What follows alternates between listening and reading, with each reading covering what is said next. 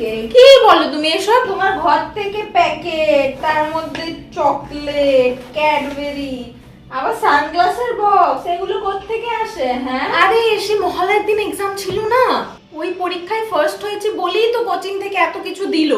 আমাকে শেখাতে এসো না। তুমি কি করো আমি জানি না, বুঝেছো? আরে ধুর মা, তুমি যে কি বলো না। সত্যি বলছিস? তুই ভালো রেজাল্ট করেছিস বলে তোকে এসব দিয়েছে? আমি তোমাকে মিথ্যা কথা বলি? বলো, কোনোদিনও বলেছি আজ অব্দি মিথ্যা কথা? মাকে বলবি না তুই ভালো রেজাল্ট করেছিস? যাই তোর বাবাকে একটা চকলেট দিয়ে আসি। আরে বাবাকে দেয়ার কি দরকার? শোন না, বলছো অনেক কটা আছে না, ওই বৌদিকেও একটা দিয়ে আসি। বল, আগের বার বৌদির মেয়ে ভালো রেজাল্ট করলো, আমাকে এসে মিষ্টি দিয়ে গেল, তুই ভালো রেজাল্ট করেছিস, যাই চকলেট দিয়ে শুনিয়ে আসি কথাটা কিরকম। আরে এবার ওদের বাড়ি চললে কেন? যেতে হবে না মা, আচ্ছা মতন শুনিয়ে আসবো, দাঁড়া। ভালো লাগে না।